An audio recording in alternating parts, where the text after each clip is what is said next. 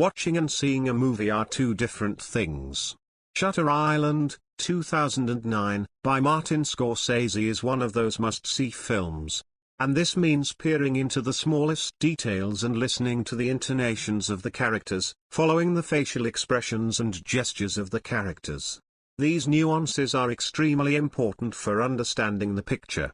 Moreover, watching Leonardo DiCaprio as Marshal Teddy Daniels and Mark Ruffalo as his partner Chuck Cole is a pleasure. America in the mid-1950s.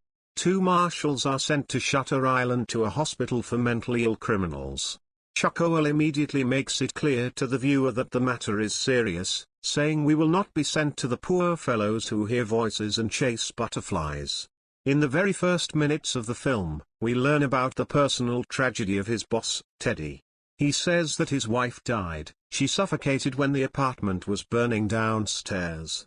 At the same time, he can barely stand on his feet, seasickness. And one more thing, Chuck calls Teddy a legend man. What do the viewers get to know about the island? The fact that it is almost impregnable, rocks and a cliff to the very water. The jetty is the only way to and from the island. Well, they also love here, according to the remark of Chuck, who is sailing here for the first time, to shoot cigarettes. The scene of the meeting of the marshals with the guards is also interesting. The guys from the island somehow intensely peer at the arrivals and tighten their grip on their weapons. Why would? This question also interests Teddy. Now, Marshal, everything is on edge, Deputy Chief McPherson answers him. Before entering the hospital, the marshals are asked to hand over their weapons. Chuck, who has been walking around with a dog tag for 4 years, can barely manage his holster. Isn't it strange? No more strange than the fact that the partners get to know each other on the way to the island. They seem to be pulled out of one reality and abruptly placed in another. If you look at the picture very carefully, then from the very first minutes you can replace minor oddities that will not allow you to perceive the story with the arrival of the lawyers on the island as reliable. This is how Scorsese immerses the viewer in the story and its perception. The first moments are very important for this. As the characters walk through the grounds of the hospital, the patients wave to Teddy, and the staff can't hide their smirks. On the island, marshals must investigate the escape of serial killer Rachel Solindo. Do you still remember the impregnability of the island and the only way to and from it? Head physician Cawley reveals that Rachel killed 3 of her children by drowning them in the lake behind the house. The woman was sure that she lived at home, and the doctors were peddlers, postmen and milkmen. To create the illusion that the children are alive, she, according to the doctor, came up with her own world. Simply put, she fled from the cruel reality into the world of illusions, locking her consciousness there. As he does so, Cawley watches Daniels' reaction to his story. Teddy Daniels begins an investigation and some things make him puzzled. Well, in addition to the mysterious disappearance of a patient from a closed ward. It seems to him that the doctors, the clinic staff, and his partner are behaving strangely, and also the memorized speech of some patients, as if they are reading a role. And the guards are not trying to look for the escaped Rachel. In addition, the marshal comes to the conclusion that he is being stuffed with some drugs. How else to explain the headache and hallucinations? In them, he sees swirling ash and his wife with a burnt back, saying it's time to let her go. The protagonist begins to suspect that the lair of the intruders who set it all up is in a secret laboratory at the lighthouse. Such an episode is also interesting. During a hurricane, patients start a riot, and Teddy, using the elements, takes his partner to a secluded place. There, he explains to him that he is looking for the pyromaniac Andrew Laeddis, the culprit in the death of his wife Dolores, in Ashecliffe Asylum. The search for Laeddis is the marshal's true goal. But is this fire-crazed person in reality? The portrait of the pyromaniac described by Teddy, a scar across his face, is like a distorted perception of his own face, which we see in the opening scene of the film. Scorsese hints that Laeddis is the alter ego of the marshal himself. So the element of fire appears in the picture, replacing the element of water and opposite to it. Teddy seems to seek salvation in her, wants to be cleansed by fire.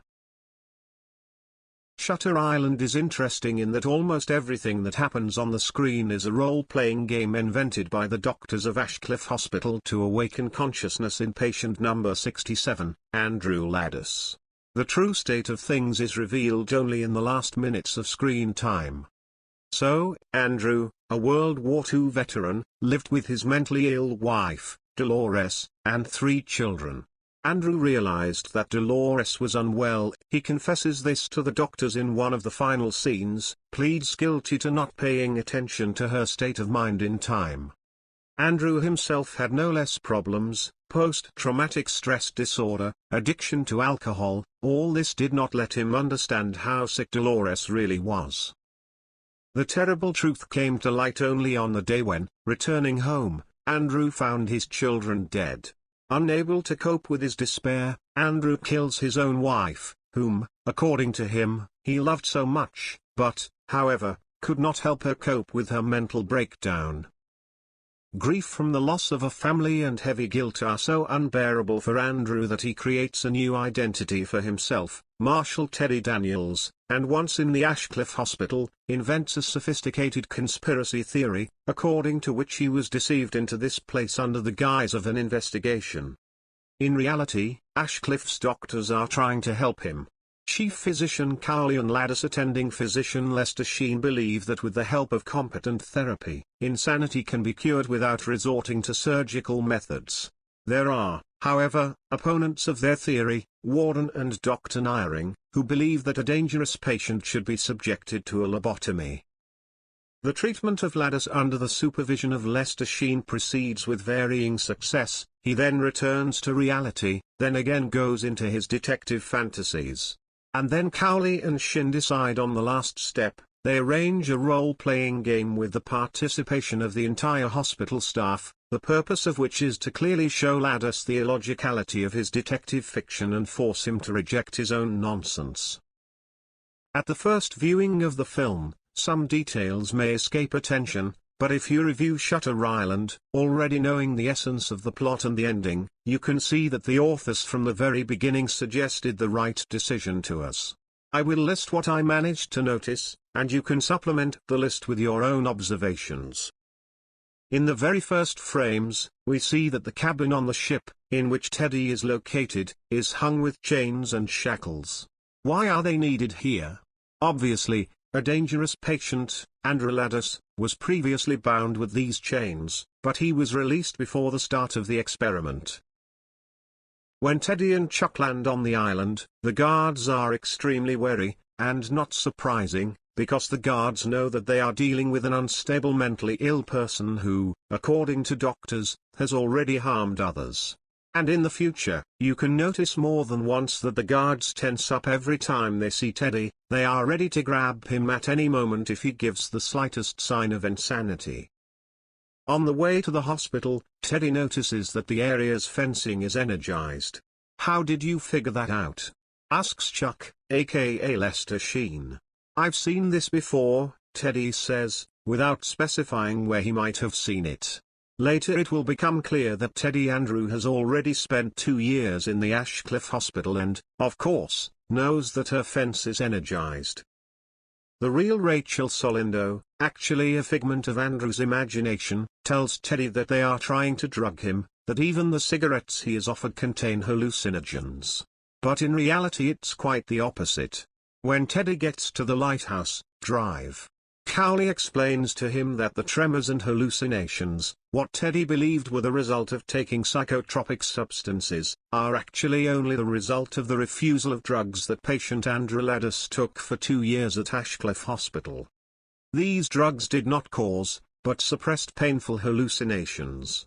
But for the purity of the experiment, the doctors Cawley and Sheen decided to temporarily stop giving drugs to Laeddis, the result of which were nightmares, visions and trembling throughout the body. In his detective fantasies, Teddy Daniels claims to have met Noyce when he began investigating the history of Ashecliffe Hospital. Indeed, Noyce recognizes Teddy when he comes to the 3rd building.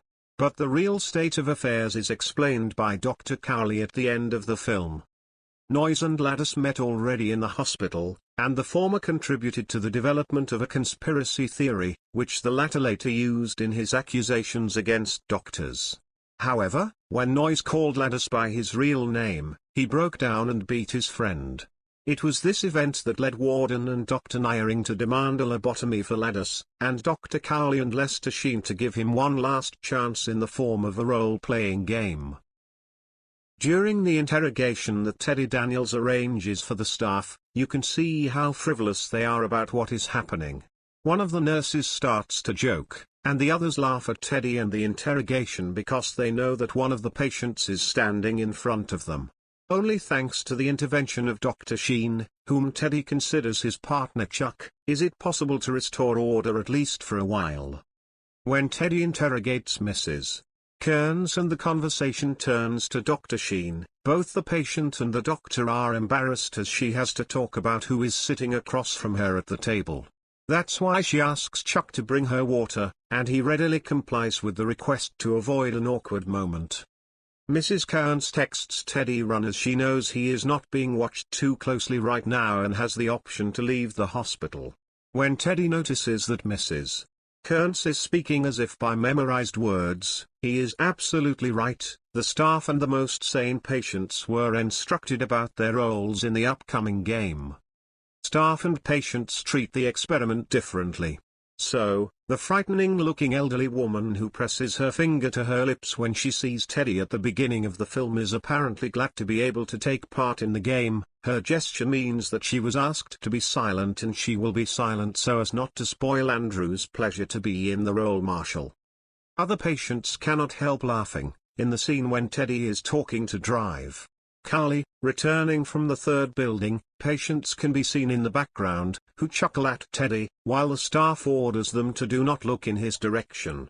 Dr. Nyring treats Teddy with undisguised irritation and sarcasm, not ready to take part in Dr. Cawley's experiment.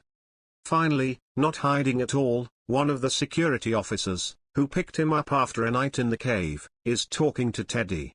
He talks to Teddy as if condescendingly, making it clear that he is only one of his wards, nothing more.